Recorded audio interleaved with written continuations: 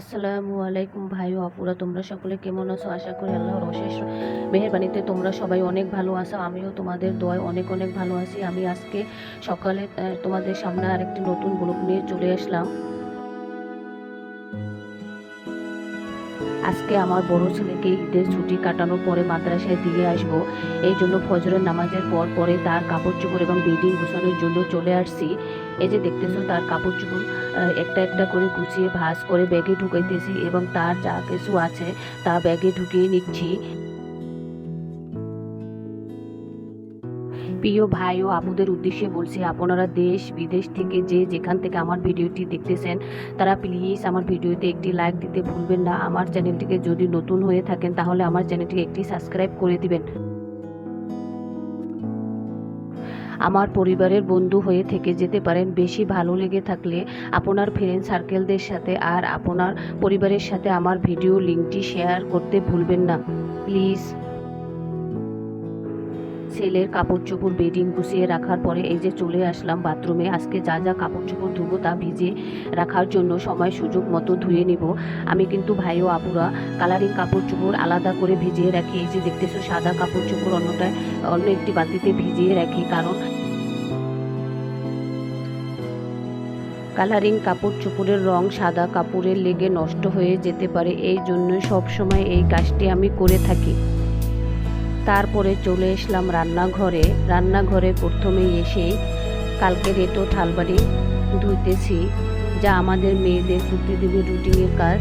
ভাবতেছি যে আগে থালবাড়িগুলো ধুয়ে পরিষ্কার করে রেখে তারপরে রান্না বসিয়ে দিব। আজকে সকাল থেকে মনটা খারাপ, জানো ভাই ও আপুরা।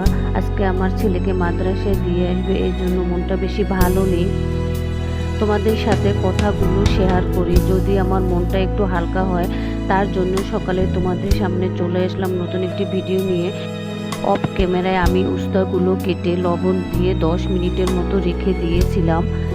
10 মিনিট লবণ দিয়ে রেখে দিলে উস্তার তিতা লাগে না।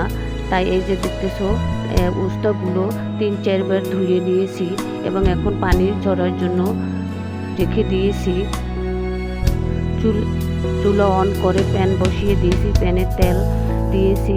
তেল গরম হওয়ার পরে এই যে পেস্ট দিয়ে দিয়েছি। তারপর পেস্টটি হালকা বাদামি কালার আসার পরে উস্তাগুলো দিয়ে দিয়েছি। 4-5টা কাঁচা মরিচ ফালি করে দিয়েছি এবং পরিমাণ মতো কিছু লবণ দিয়ে দিচ্ছি। এখন উস্তাগুলো ভালোভাবে নেড়ে দিতে হবে এবং নাড়ার উপরে থাকতে হবে। আমি কিন্তু উস্তা বেশি ভাজি করি না, সবুজ সবুজ থাকা অবস্থায় নামিয়ে ফেলি। এই যে দেখতেছো উস্তাগুলো এখন প্রায় হয়ে আসছে, এখন নামিয়ে ফেলবো। এই যে অফ ক্যামেরায় আমি দেখতেছো ডাল রান্না করে নিয়েছি, ভাত রান্না করে দিয়েছি এবং ছোট ছেলের জন্য দুধ বলকে আনিয়ে রেখে দিয়েছি।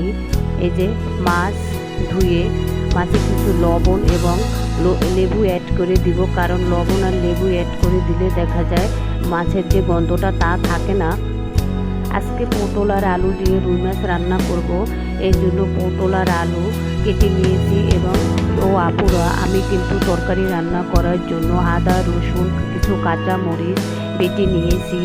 এই যে দেখো চুলায় কড়াই বসিয়ে দিয়েছি। এখন কড়াইয়ের ভিতরে কিছু তেল দিয়ে দিয়েছি। এখন এই যে আলাদা করে আলুগুলো ভেজে নেব, তার জন্য আলু প্যানে দিয়ে দিচ্ছি এবং আলুর ভিতরে হালকা কিছু হলুদ এবং লবণ দিয়ে দিয়েছি। এখন আলুগুলো ভেজে নিব। এই যে আলুগুলো ভাজা হয়ে গেছে, এখন উঠিয়ে নিব। এখন প্যানে পটলগুলো দিয়ে দিব, পটলগুলো একইভাবে ভাজি করব। এই যে পটলের ভিতরে সামান্য পরিমাণ লবণ দিয়ে দিচ্ছি এবং সামান্য কিছু হলুদ দিয়ে দিব।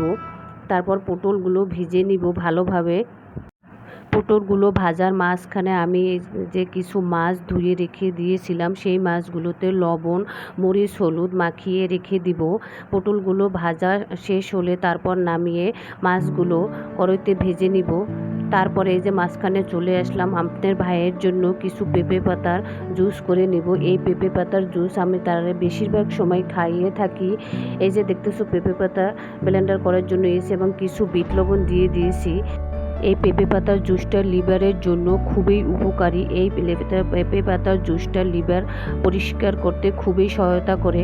এই যে দেখতেছো পেঁপে পাতার জুসের ভিতরে আমি এক ফালি লেবুর রস চিপড়িয়ে দিয়ে দিয়েছি এবং সেই সাথে দেখো এই যে পটল ভাজি হয়ে গিয়েছে, পটল ভাজিটা নামিয়ে নিলাম। এবং পেঁপে পাতার জুসের সাথে সাথে আমি কিন্তু টোকনার দানা এবং এইসবগুলোর ভুসি আলাদাভাবে ভিজিয়ে রেখেছি। আমি কিন্তু টোকনার দানা ওইসবগুলো ভুসির মধ্যে আখের গুড় ব্যবহার করে থাকি। এর ফাঁকে আমি মাছটা ভেজে নিয়েছি এবং আদা রসুন বাটাটা কড়াইতে দিয়ে দিয়েছি। আদা রসুন বাটাটা হালকা ভেজে পানি দিয়েছি, পরিমাণ মতো কিছু লবণ দিয়ে দিচ্ছি, হলুদ গুঁড়ো দিয়ে দিচ্ছি, কিছু মরিচ দিয়ে দিয়েছি। মরিচটা একটু হালকা পরিমাণে দেব, কারণ আগেই আমি আদা রসুন বাটার সাথে কিছু কাঁচা মরিচ অ্যাড করে দিয়েছি। এই যে এখন কিছু পানি দিয়ে দিয়েছি, পানিটা দিয়ে ঢেকে দিয়েছি, কারণ বলক আসার পরে আমি পটল ও আলুগুলো দিয়ে দিব। পটল আলুগুলো দেওয়ার পরে ঢাকনা দিয়ে ঢেকে দেব। কিছুক্ষণ 4-5 মিনিট রান্না করার পরে আমি মাছগুলো দিয়ে দিব। মাছগুলো দিয়ে দেওয়ার পরে কিছুক্ষণ রান্না হওয়ার জন্য ঢাকনা দিয়ে ঢেকে দেব। তারপর ঢেকে দিয়ে এই যে আমার হঠাৎ করে মনে হয়ে গেল যে আমার ছেলে রাত্রে বলতেছিল, আম্মু আমি বিরিয়ানি খাবো। তখন আমি কিছু বিরিয়ানি ফ্রিজে রেখে দেওয়া ছিল, সেইগুলি নিয়ে আসার জন্য চলে গেলাম। বিরিয়ানিগুলো আমি ডিপ ফ্রিজে রেখে দিয়েছি, এর জন্য কিছুক্ষণ আগে নামিয়ে রেখে দিয়েছি যেন বরফগুলো ছেড়ে যায়। এই যে একটি কড়াইতে বিরিয়ানিগুলো দিয়ে দিলাম গরম হওয়ার জন্য। এই যে দেখো বরফগুলি ছেড়ে দিয়েছে। ঢাকনা দিয়ে ঢেকে দিব, তারপরে ঢাকনা দিয়ে ঢেকে রেখে কিছুক্ষণ পরে উঠিয়ে ফেলবো। এখন এই যে বিরিয়ানিগুলো গরম করে নিতেছি। আসরের নামাজের পরে এই যে ছেলেকে মাদ্রাসায় দিয়ে আসার জন্য রওনা হয়েছি। আবার মাদ্রাসায় দিয়ে আসার আগে তাকে ডাক্তার দেখাতে হবে। কিছুদিন যাবৎ বলতেছে, আম্মু আমার মাথা ব্যথা করতেছে, আম্মু আমার চোখ ব্যথা করতেছে। এই জন্য ওর বাবাকে বললাম যে রাফসানের আব্বু, রাফসানের নাকি এরকম চোখ ব্যথা করতেছে, মাথা ব্যথা করতেছে। তারপর আপনার ভাইয়ে বলল যে চলো, তাই ওকে ডাক্তার দেখিয়ে তারপর মাদ্রাসায় দিয়ে আসি। আমার ছেলে আপনাদের দোয়ায় মাশাআল্লাহ হেফজও পড়তেছে। আপনারা সবাই ওর জন্য দোয়া করবেন, ও যেন অতি তাড়াতাড়ি হেফজও শেষ করতে পারে এবং একজন বড় মাওলানা হতে পারে। ওদের মাদ্রাসায় যারা হেফজও পড়ে তাদের বছরে 2টা ছুটি, একটা হচ্ছে রমজানের ঈদের ছুটি আর একটা কোরবানির ঈদের ছুটি, তারপরে আর কোনো ছুটি নেই। এই যে দেখতেছো আমরা চক্ষু হসপিটালে এসে বসে রয়েছি ডাক্তারের অপেক্ষায়। আমরা একদম সবার শেষে এসেছি, এই জন্য ডাক্তার নামাজ পড়তে গিয়েছে। নামাজ শেষে তারপর আমার ছেলেকে দেখবে। দেখো হসপিটালে কোনো লোক নেই, আমি আর রাফসান এক জায়গায় বসে আছি, আর আপনার ভাই ছোট ছেলেকে নিয়ে অন্য জায়গায় বসে আছে। আজকে এখানে বিদায় নিচ্ছি, আল্লাহ হাফেজ।